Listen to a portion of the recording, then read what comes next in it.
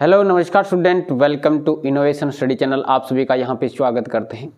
आज अपन अर्धवार्षिक परीक्षा को कैसे पास करें उस पे चर्चा करने वाले हैं। 5-4 मिनट का टाइम निकालिएगा, अच्छे से देखिएगा। काफ़ी सारे कमेंट आ रहे थे, व्हाट्सअप भी आ रही थी, कई सारी बातें लेके आया हूँ मैं, उस पर अपन चर्चा करने वाले हैं, प्रत्येक बात पे अलग अलग। ठीक है, सबसे पहले तो हमारे पास में टाइम टेबल के लिए कमेंट ज़्यादा आ रहे थे कि सर जी टाइम टेबल क्या रहेगा, किस प्रकार का रहेगा।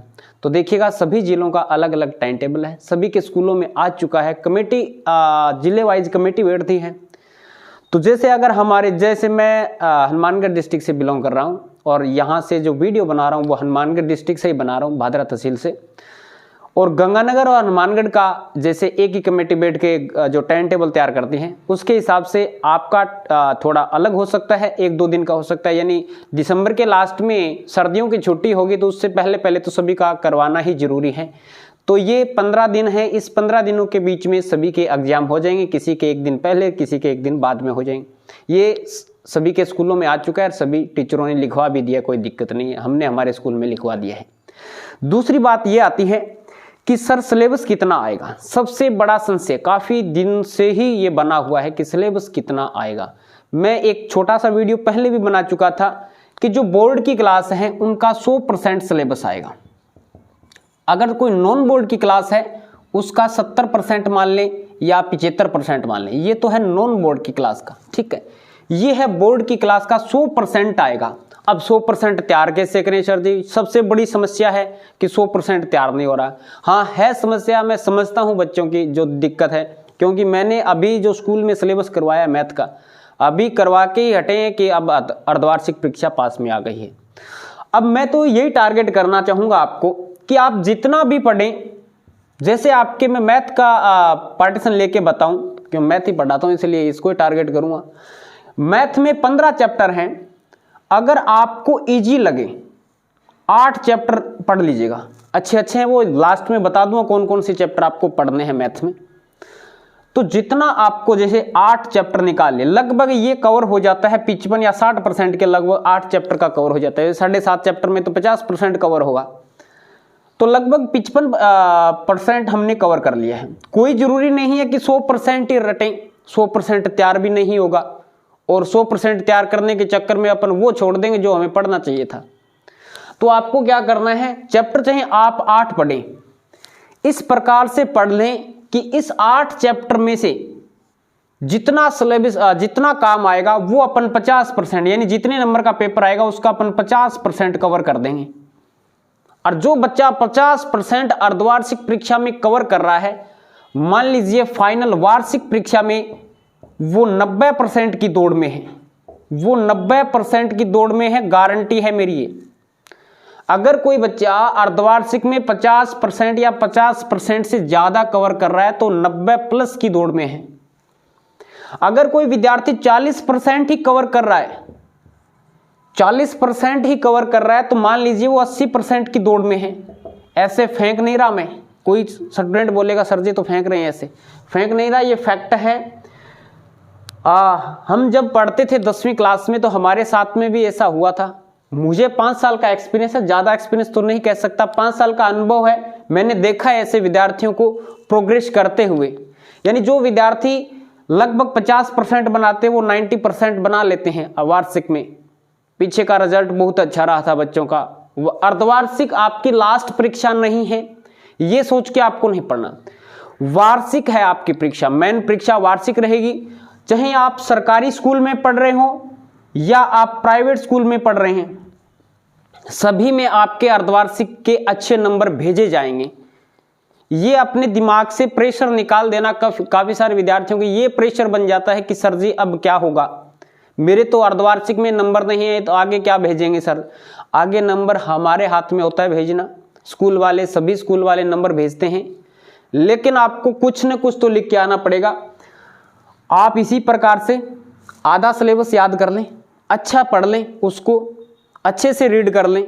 मैथ में रीड करने से मीन्स, मैं ये हमेशा यही बोलता हूँ रीड करना है, लेकिन रीड करने का मीन्स ये नहीं बस किताब खोल दी और पढ़ना शुरू कर दिया, बस ये क्वेश्चन है, ये क्वेश्चन, ऐसे नहीं काम चलेगा।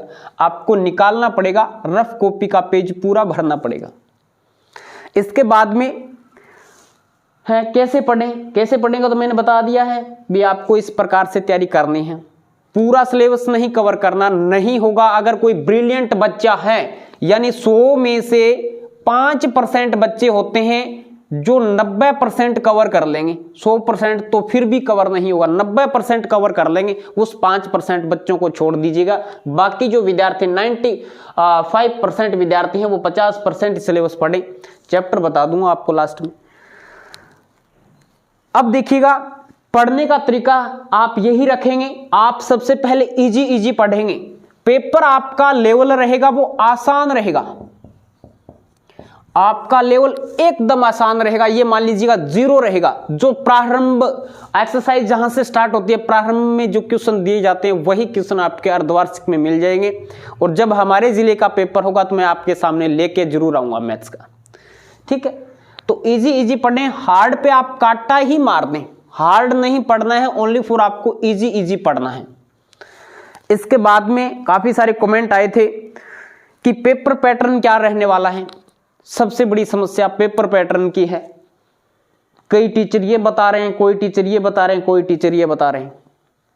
जैसे मैंने ऊपर भी लिख रखा है ना, संजीव डे सर हमने स्टार्ट कर रखी है।